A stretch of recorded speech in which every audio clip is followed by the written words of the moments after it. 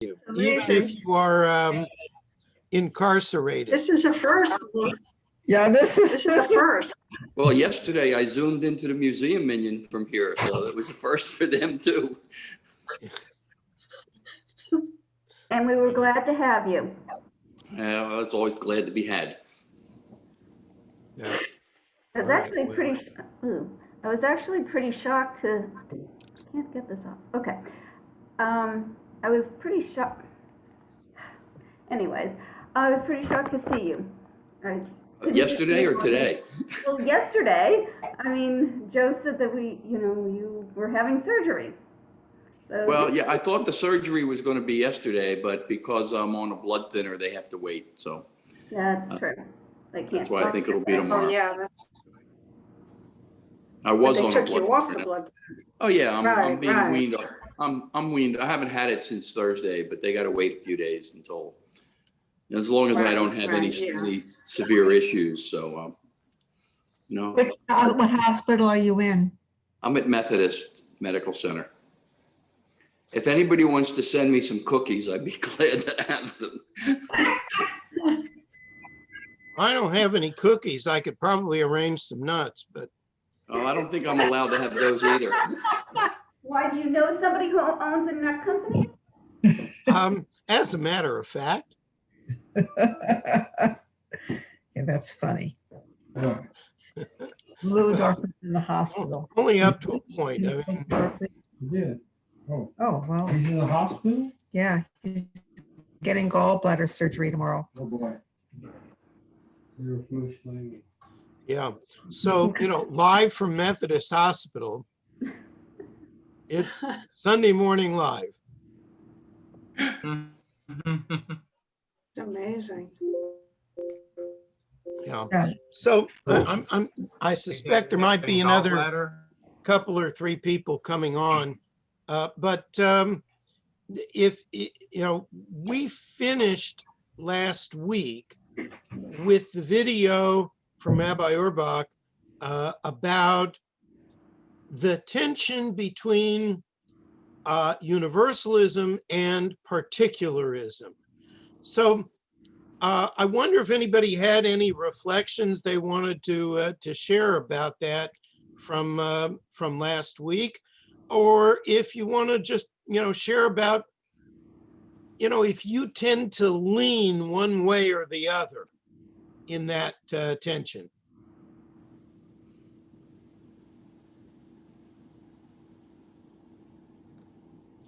Are we taking a survey? We're just fishing for opinions and comments. I think it's a fundamental part of deism. Even our major Baruch Atah Adonai Elohim, the personal God, we have the communal one. It's every segment, everything that we do in there. Can't hear him. It's throughout our lives. Well, yeah, Steve, your part is fading in and out, but the one part I got was your mention of the traditional bracha, where it speaks to God in a very personal way, but it also references God as Melech HaOlam, King of the universe, right? And we're going to see another example of that tension played out in Jewish text. Mm-hmm. So, that's an interesting framing of the problem, that it's really present in every bracha that we say. And it's not really a bracha, at least, not for something that we benefit from, unless you reference Eloheinu, our God, and Melech HaOlam, King of the universe. Okay? So thank you for that observation. Anyone else have something to add? Yes, Lou. Non-Jews, even people who are studying conversion, I think this is right on that part, are not supposed to put a talus, men and women not supposed to put a talus on at that point because they have to say, Shir Kiddishano b'mitzvah tav. And the commandment is for the Jewish people. It's not for the non-Jewish people. Right. It only applies once they complete conversion. Right? Now, there are a lot of things that you certainly would want people in that process to begin to do as a preparation. So, for instance, if I had a conversion, I don't do conversions anymore on my own, but when I did, if this was somebody who was going to start putting on tefillin right after they converted, so I would have them learn how to do that before, so they would be ready to do it and know how to do it with comfort and confidence when the time came. I have a question. Yes. Like, for example, after you go to the bathroom, you say, Baruch atah Adonai Eloheinu melech haolam, Asher Yatzar. Asher yatzaret ha'adam b'chochma, u'v'ravo nekavim nekavim halolim halolim. And then you say something else, and then you finish up with Baruch atah Adonai Rafael basar mafli la'asod. So you don't say that whole long thing, but you do say part of it, and then you say a kind of a concluding remark. But when you have eaten and you haven't had bread and you haven't had any of those other foods, then you start out with Baruch, blah, blah, blah, and then you finish with Baruch Hai HaOlamim. It doesn't Hold have. on. Yeah, let me stop you here, because I think that without having that in front of people, it's going to be very difficult to process this. I understand the point you're trying to make. I'm just asking, how come it doesn't have that? Well, it is a very personal bracha, if you will, the bracha you say after you come out of the bathroom, which, by the way, if you want to find the text that Ann is talking about, it's in Sidur Sim Shalom, I don't know the pages in Sidur Lev Shalem, but in the weekday Sidur, appropriately, it's right in the beginning on page 4, and in the Shabbat Sidur, it's on page 63. So right before the Birkot HaShachar. Yes, No, Lou. Well, I haven't. I'm sorry. Answered my question. And let me just take one thing at a time. Lou? It's not a very personal prayer. In the Sim Shalom prayer, in the end of the Amida, in Lev Shalem and in the Siddur Sim Shalem, it's Sim Shalom Ba'alam Tova Uvracha, but that's not the original wording. It didn't have the Ba'alam. It was Sim Shalom Tova Uvracha. Yes. So interestingly, that text is based on, I believe, the Sidur of Rav Sadia Gaon, who used the text Sim Shalom Ba'olam, grant peace in the world, and presumably not just for the Jewish people, right? It's really beyond the scope of this class for me to give a whole lengthy piece on the development of the universalist ideal in conservative Sidurim. But it is something you can trace. And I'll just give, a couple of examples of it here. And I have Sidur Lev Shalem very handy. So here's the Shabbat morning Amida, right? And right after the Kedusha. What page? In Lev Shalem, this is page 163. So there are lines in the traditional Sidur which in Lev Shalem are put in small print under the words some omit. And here are the lines that I'll just read the English. But Adonai our God, you have not given it, meaning the Torah, the Shabbat, to the nations of the world, nor our sovereign have you bestowed it on idol worshipers, nor do the uncircumcised find rest on this day. Okay? That's the traditional text. But in Lev Shalem, it says, some omit that.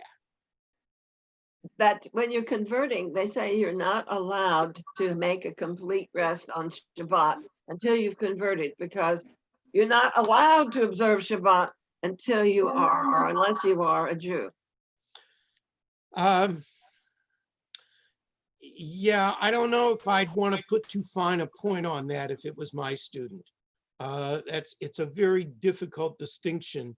But yes, you're correct that in the Orthodox world, that's a limitation that is frequently placed on someone who's in the process. Please look At any at rate, page all I'm 97, the talking very bottom about line. here, all I'm talking about here is this is one example of what I would call the trend in conservative liturgy to move towards a more universalistic approach. And I know, for instance, in the Museum Minyan, frequently I've heard at the end of Kaddish Shalom, Oseh Shalom B'Ramav, Hu Ya'aseh Shalom Aleinu V'al Kol Yoshvei Tevel. May there be peace for us and for all the inhabitants of the world. Yeah, Carolyn, you've been waiting.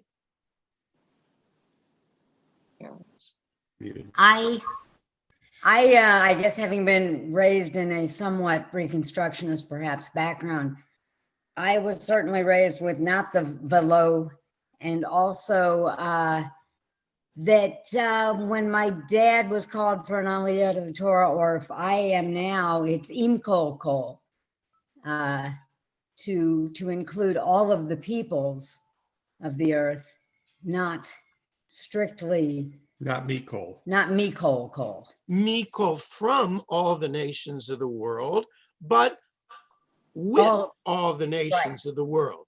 Right. So again, the Reconstructionist text, because Reconstructionism has done away completely with the notion of the chosen people, so that particularity is really reduced considerably in Reconstructionist Sidurim. Right? On Okay. page Yeah, 97, the very last line. It doesn't say Baruch Atah Hashem. It just says something else. And how come? All right. Did somebody else have a comment or a question here? That was my question in this first place, which you didn't answer. And I'm not going to right now. We'll have to save that for another communication. Other questions or comments up to here? Okay, so let me pull up the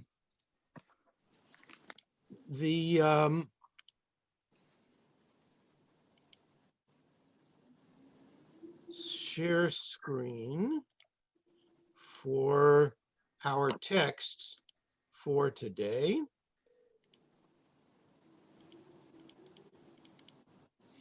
And let's look at this first text, which is,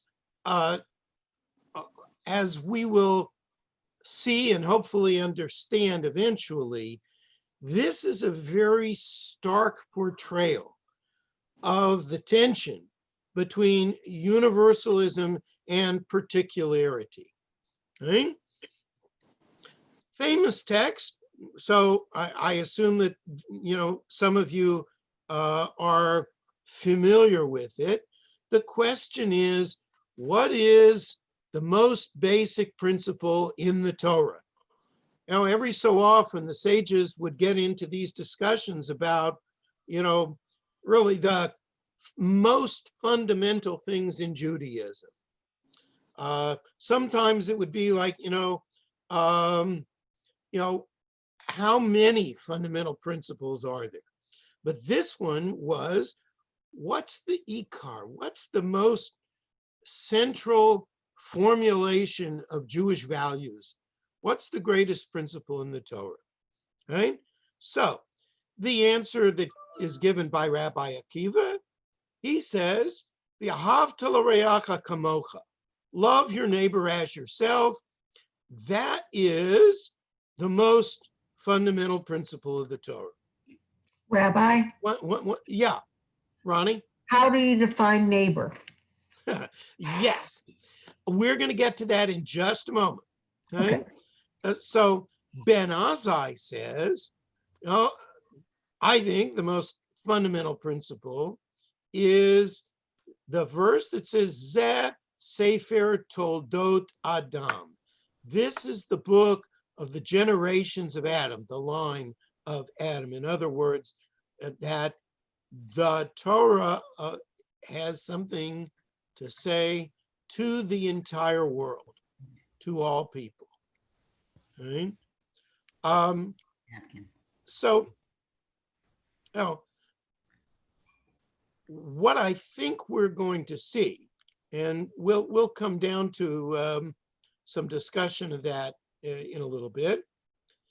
What I think we're going to see is that you can apply the term neighbor very narrowly. Okay? Now, when I read the word, the verse, love your neighbor as yourself, I can read it very broadly. And, as the occasion calls for it, I like to say that, in the text of Leviticus, I looked right above it and I looked right before it. I looked to the right and the left, and I didn't find any exceptions, right? It just says, love your neighbor as yourself, right? But maybe not everybody is my neighbor, right? So, maybe people who live in other parts of Houston are not my neighbor. Or maybe even people who live 2 blocks from me are not my neighbor. Right? For Rabbi Akiba, I think his understanding is neighbor is your fellow Jew. Okay? Now, again, everyone can read this verse in whatever way they want to, but in his time and place, that's how Rabbi Akiba understood it.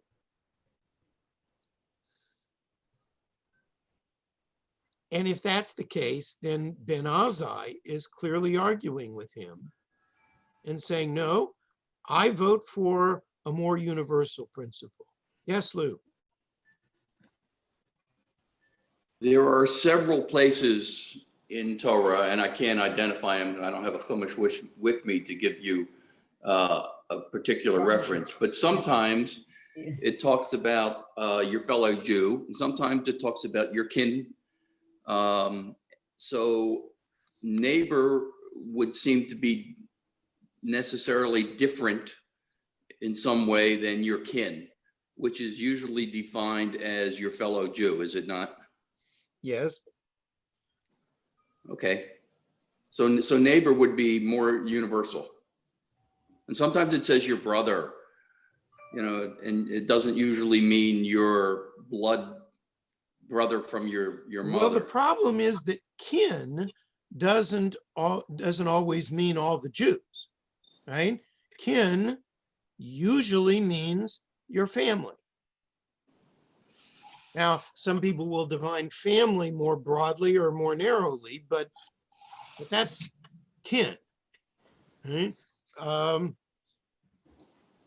For Rabbi Akiba, I think it's broader than kin, because to say love your kin as yourself really isn't saying a whole lot. Okay.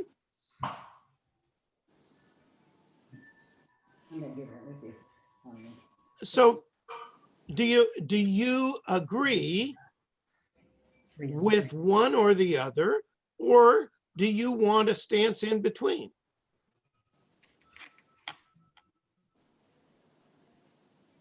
I want neighbor to be everybody in the world. You want neighbor to be everybody in the world. Okay, that's really what Ben Ozai would like. Ben Ozai might also have understood neighbor to be more narrow, but he wants to apply the Torah for everyone. What's his name says that it originally meant everybody in the world. The one who does the book with the colors for the different verses.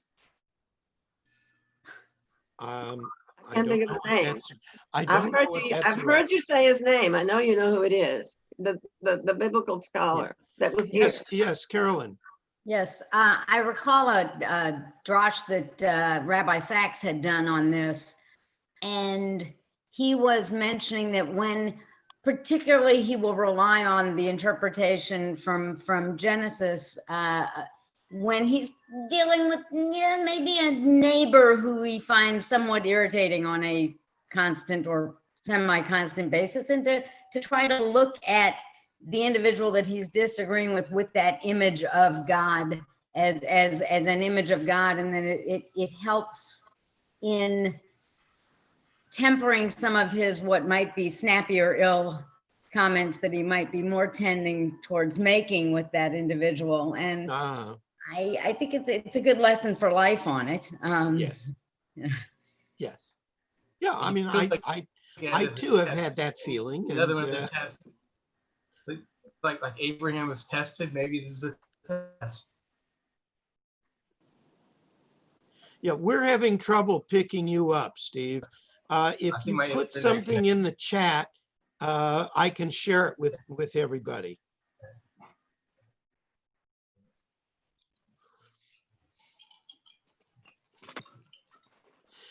Technology has its limits.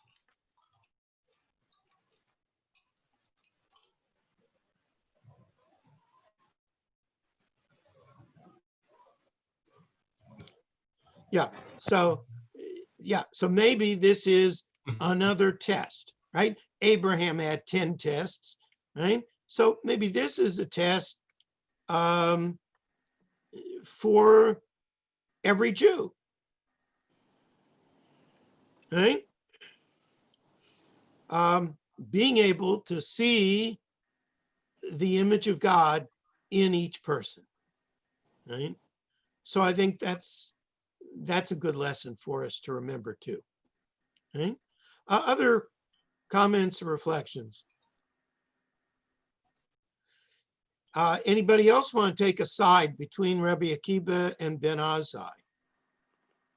I want to say that I think that there are times when Ben Ozai's principle is just awfully, awfully broad. To be able to treat everyone as if they are my neighbor, as if I'm expected to have a special feeling for them. I mean, basic respect, yes, but special feeling for them, love them as myself, that's asking a lot. Yeah, it's hard. Yes, but you know, you said, Oh, I'm sorry, Liz. well, you were talking about respect. I mean, it could be just respect for oneself. I mean, if you don't respect oneself, that's part of it too. You have to respect yourself as a person, and that goes towards your neighbor, the greater community, which is sometimes kind of missing a lot of times between people who have different views from you. No, yes, there's a lot of that going around. Yeah, Ronnie? Okay. I don't agree with either one. I find problems with both. Is there a third option? What is yours? Sure there is. You can take both and or neither, right?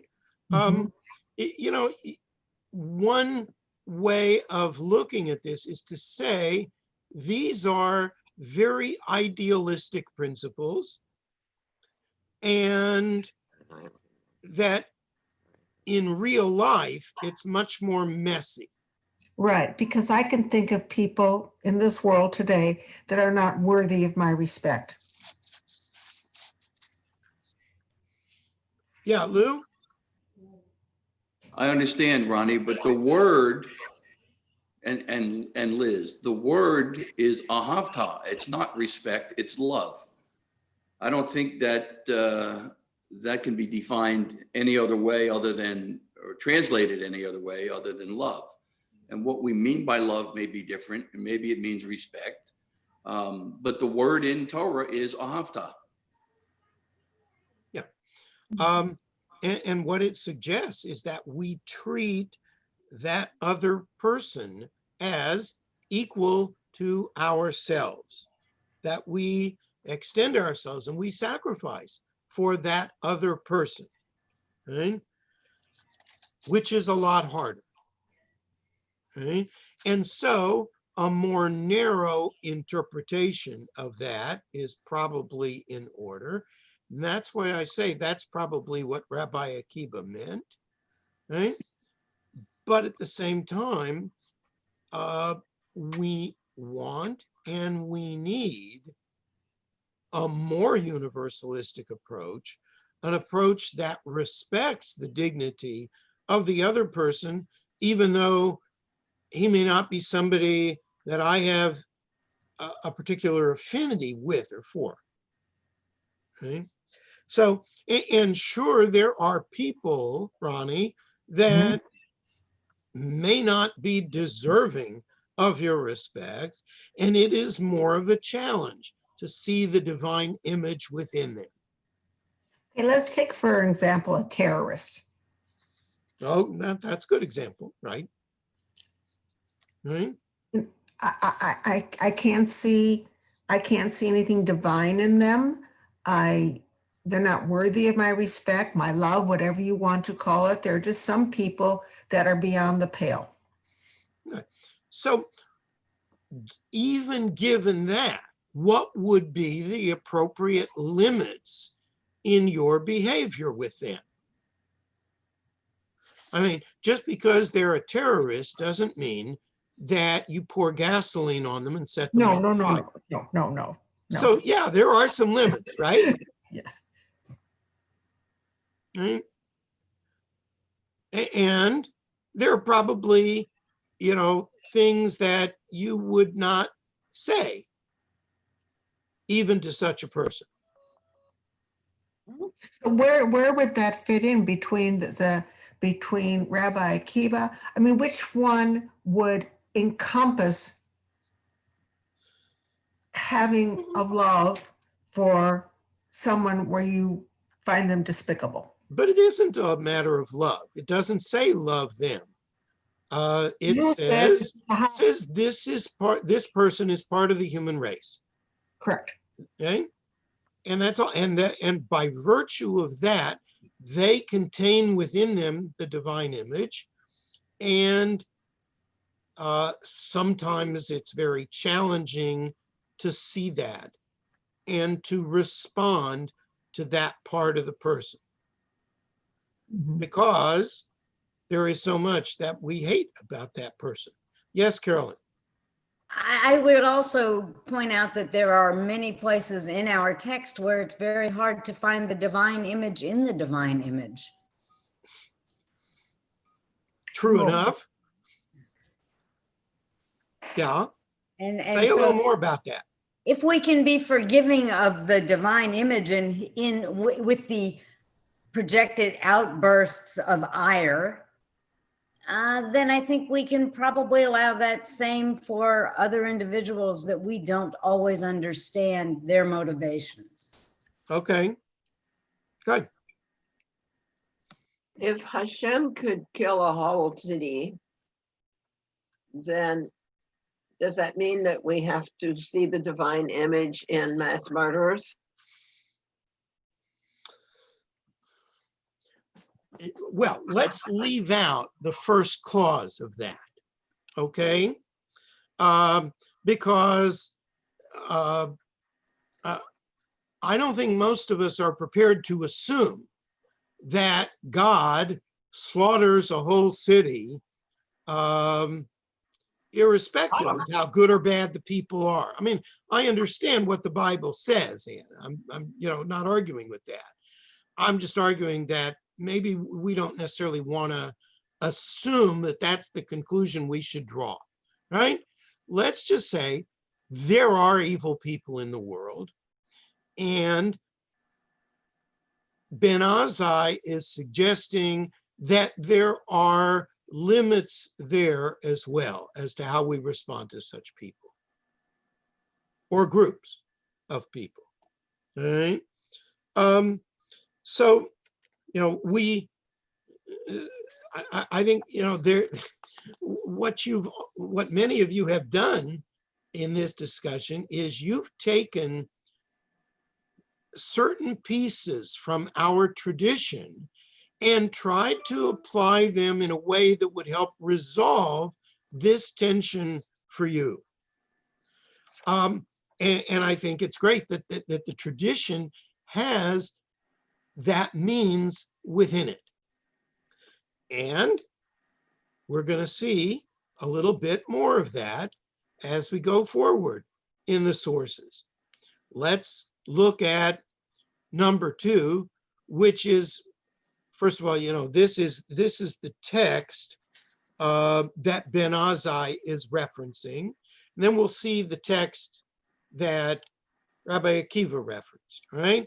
So here it's, the whole verse, or the whole, really the segments that Ben Ozai is talking about. Right? First, from the first chapter of Genesis, God created human beings in his image. In the image of God, he created them, male and female, he created them. And then the verse that Ben Ozai directly mentions, Zeh Sefer Toldot Adam. This is the record of Adam's line.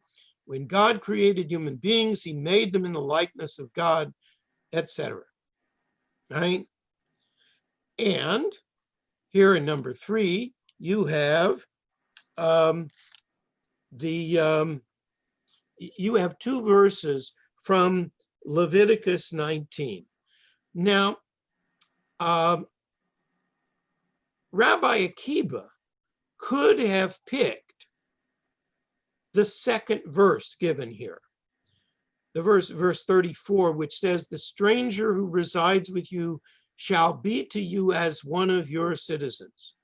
You shall love him as yourself, for you were strangers in the land of Egypt. Right? But instead, he chose the earlier verse, which says, you shall not take vengeance or bear a grudge against anyone among your people, et b'nei amecha, but love your neighbor as yourself. And so if you look at the whole verse, you see that it tends to promote a more limited interpretation of your neighbor, right?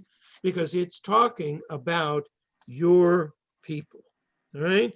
So for Rabbi Akiba, the most important principle in the Torah is our obligation to other Jews.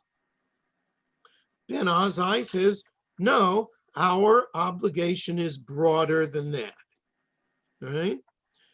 So again, let me throw this open for everyone. How would you defend Ben Ozai's position or Rabbi Akiba's position? Yeah, Ronnie.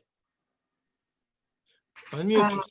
Yeah, Ben Ozai actually includes what Rabbi Akiba said. But is just applying it to everyone else. Correct. Right. It includes Jews and non-Jews alike. So it incorporates Rabbi Akiva's and his own philosophy. That's one way of looking at it. No. Well, yeah. I mean, he does apply that to Jews, but Akiba seems to be saying we apply this only to Jews. Right. Okay. And Decades ago, I read a book about the early Quakers. And this woman who was one of the first Quakers was addressing a criminal. He might have been a murderer. And she said to him, I want to speak to that of God within you. And somehow that reached the decent part of the person, and he responded accordingly.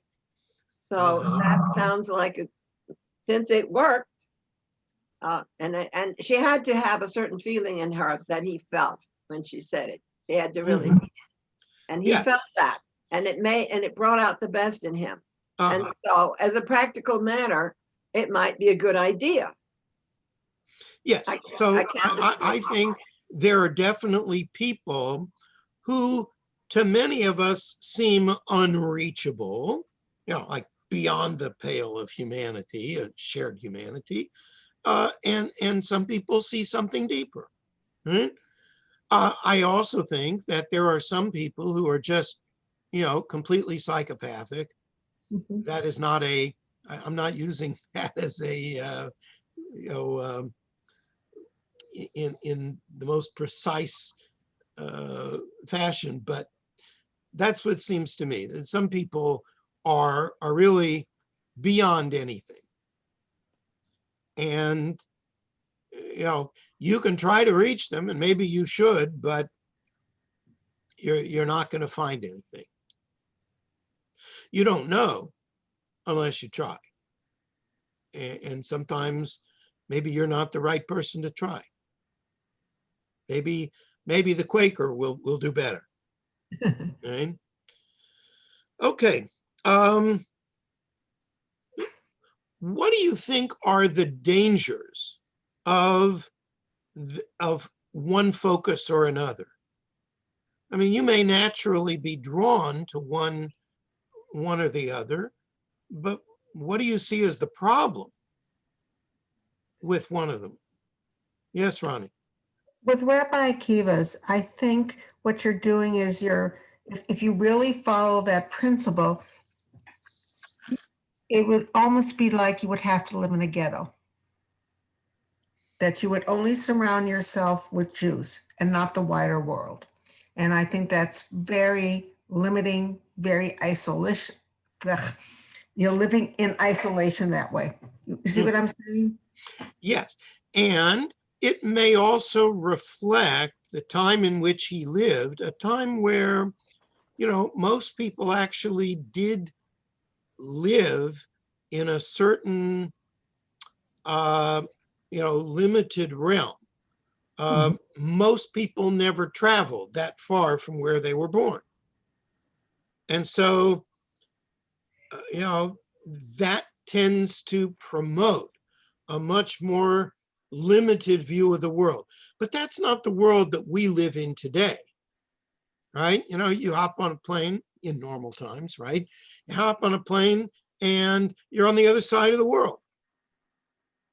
You're in a place where nobody speaks your language and you don't speak theirs, right? Which is pretty scary, actually. Right? So that's the world that we live in tends to promote the view of Ben Ozai as much more appropriate. Okay? Does anybody want to make a defense for Rabbi Akiba's point of view in spite of that?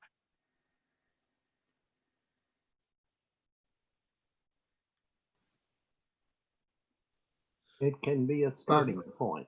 I'm sorry, Chris, speak up a little. Rabbi, it can be a starting point. Once you love your neighbor as your fellow Jew, then perhaps you can go on and spread that out to other people. Yeah. So, in other words, a healthy particularism, it can be a very good start towards appropriate relations in the outside world. And let me give you an illustration of what we found about how that works. In the generation when I was growing up, and even some today, many Jewish parents were worried about sending their children to Jewish day schools. Why?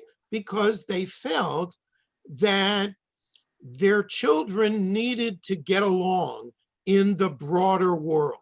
They needed to be able to learn how to get along with non-Jews. Therefore, they sent them to the public schools where they would interact with non-Jews all the time.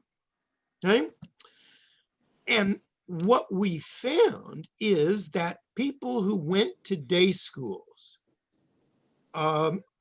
through grade 12, who were extremely knowledgeable and secure within their own religion, had almost no problems relating to non-Jews and forming, let's say, either collegial or professional relationships with non-Jews. They weren't handicapped because they had formed a strong particularist beginning. Okay? Does that make sense? Okay. Yeah, Lou. I remember hearing more than one sermon on Shabbat morning about the love your neighbor as yourself line from Torah, not necessarily related to Rabbi Akiba, but that the message that the rabbi who was giving the sermon wanted to get across is not so much love your neighbor, but love yourself. And that's part of the message in that line, love your neighbor as yourself. You have to love yourself. Yes. Right. So that shouldn't be forgotten either, that for some people, that's the hardest part, is actually loving themselves. Right? Yeah. Other comments, questions? Ann? It comes up the question, what if it's Shabbos and somebody desperately needs to get to the hospital? Is it all right to drive them there?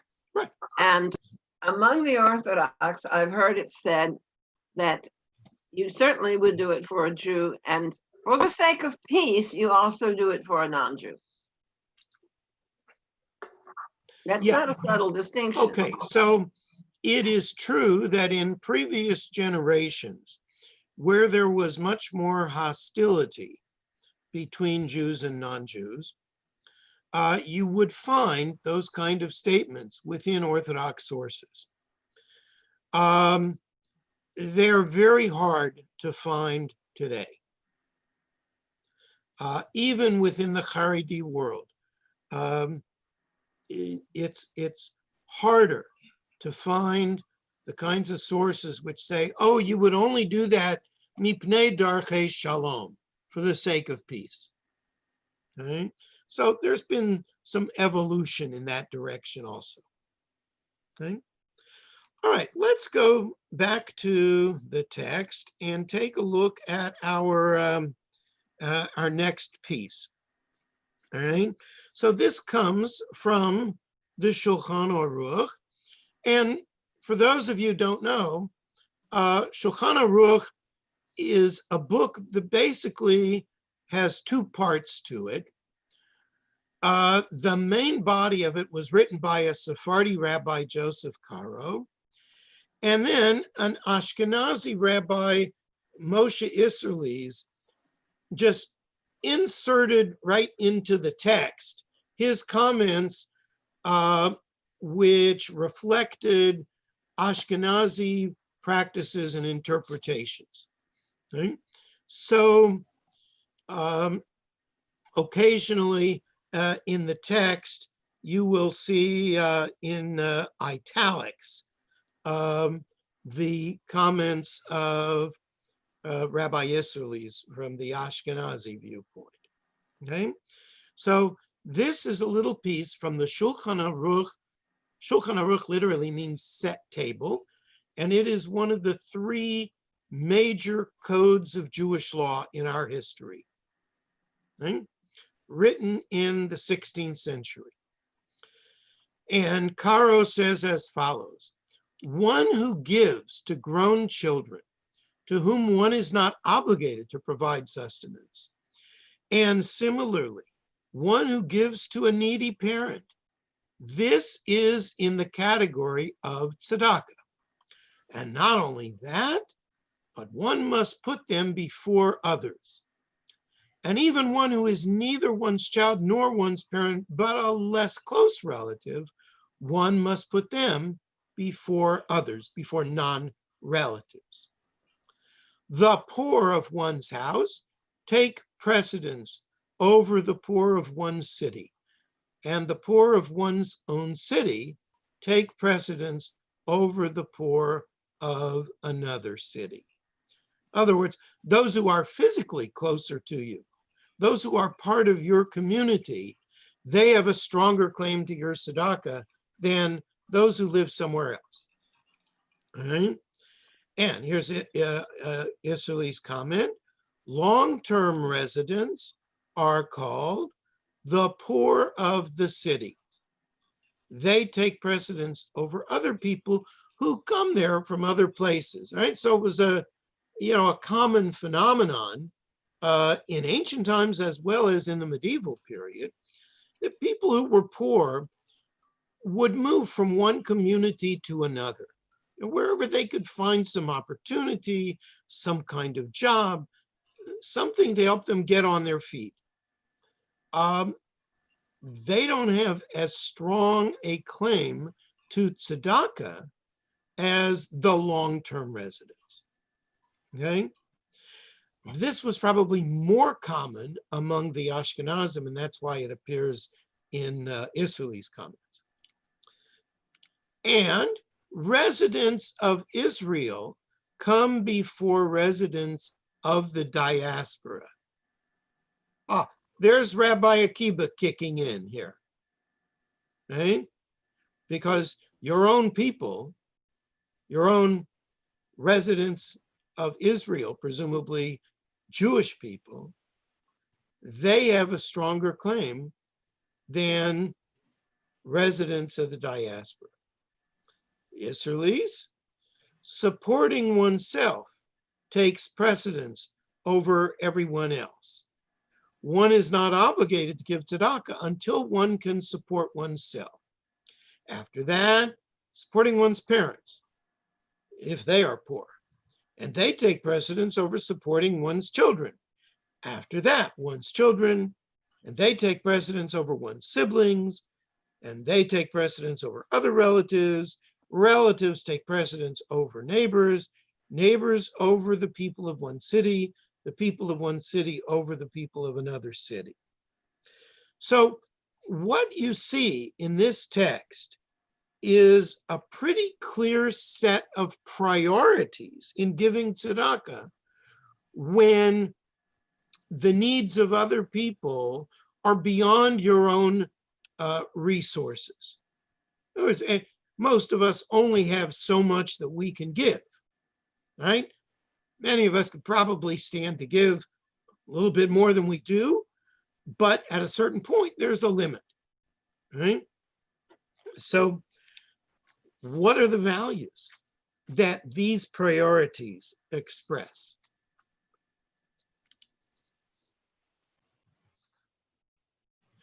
Which way does this go? Yes, Lou. Well, I think it leans towards Rabbi Akiva. And I think we've all heard the line, charity begins at home, and that's the center point or the focal point of where this text would be talking about. And then it branches out from there in some somewhat logical manner. Yeah, yeah. Anne? I'm not clear about what that line means about the people in Israel counting more than the people in your own town. If you're living in Poland, does Well, that mean you're more obligated to give to people in Israel than the people in your own it city? doesn't say more than people in your own town. It says residents of Israel come before residents of the diaspora. It's like after you've taken care of the poor in your own city, then we face other questions, right? So, people who are, your people in Israel have a claim before your people in the diaspora. So it really does, it doesn't assume that you're living in Israel and you have to do Israel Correct. first. It Correct. assumes that even if you're in the diaspora comes after Right. Israel. So parenthetically, let me just say, Caro lived in Israel. Caro lived in Tzfat. He was not born there. I'm not clear exactly at what point he finished the Shulchan Aruch, but I'm pretty sure it was after he moved to Tzfat. And then Israelis, of course, did not live in Israel. He lived in Poland. So, but he doesn't disagree with that. Wow. Even if you live in the diaspora, once you take care of the poor in your community,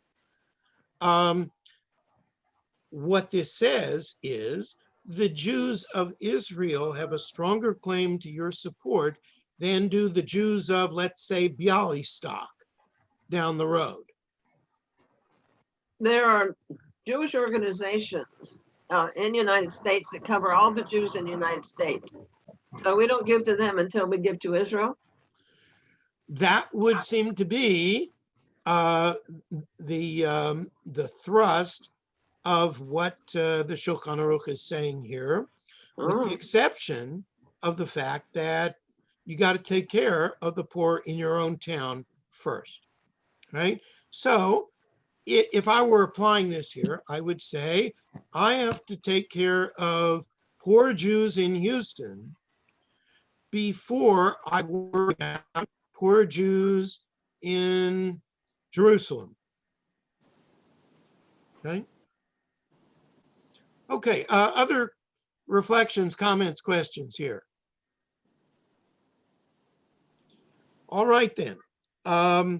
Let's take a look at least one more piece here. And this piece comes from the Talmud. It says, in fact, and you made reference to the phrase that is used here. Poor Gentiles are not prevented from gathering gleanings, forgotten sheaves, and crops in the corner of the field, mipnei darchei shalom, in the interests of peace. Our rabbis taught, we sustain poor Gentiles along with the poor of Israel, visit sick Gentiles along with the sick of Israel, bury the dead of the Gentiles with the dead of Israel in the interests of peace. In other words, if there's no one else to take care of them, we have a responsibility to them as well. Obviously, if they are able to take care of, let's say, the burial of dead Gentiles, that's fine. But if they don't, we have a responsibility to step up and help take care of that too. Okay. And back at the beginning of the text, all the agricultural laws that are, about making certain kinds of tzedakah available to Jews, we don't prevent non-Jews from taking them as well. Mipnei darchei shalom, not necessarily because that's what the text of the Torah meant, but because this is a better way. This is a more peaceful way for the community to operate. Okay? So how does this fit within the broader tension between particularism and universalism? Thoughts, comments?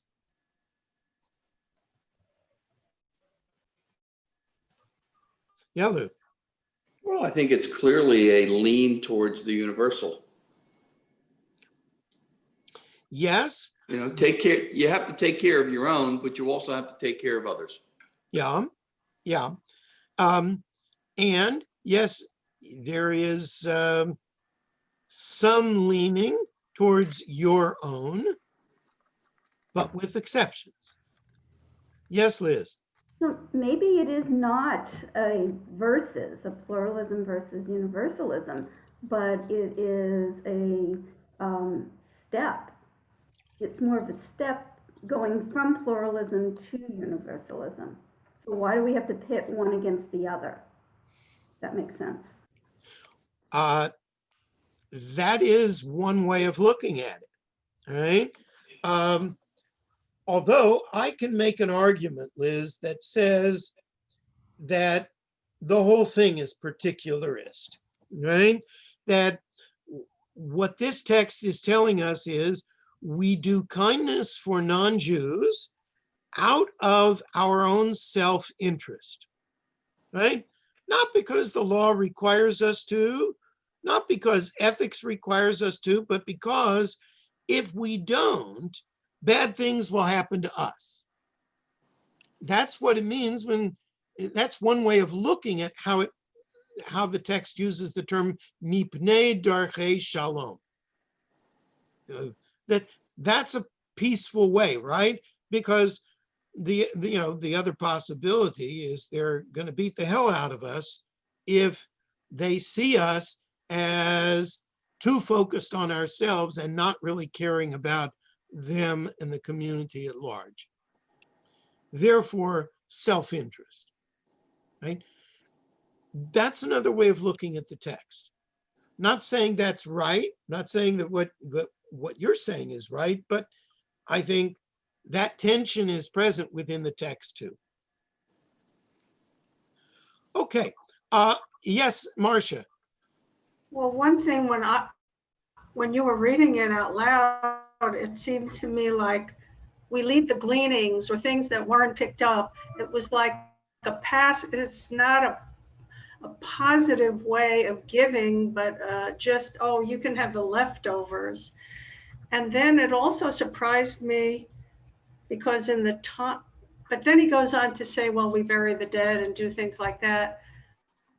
Why is he saying that in the time that it was written, which was the Middle Ages? There was a lot of anti-Semitism. So was it a way of trying to appease the Christian community if they were reading that text? Right, and that's why I say I think that there's some self-interest in that too. Because the Christian community, or for that matter, the Muslim community, among whom many Jews live, they also had their way of viewing the Jews as outsiders and as vulnerable. I'll take one last comment. Lou, you have the floor.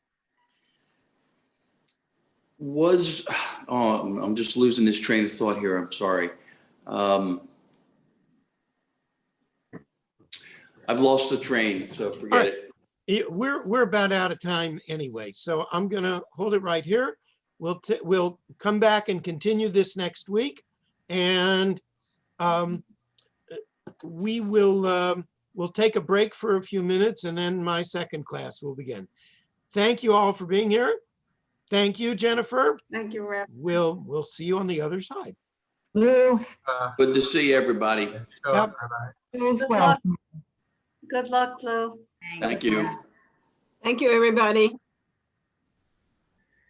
Bye-bye. Bye. Bye. Let's see, how do we get out of here now?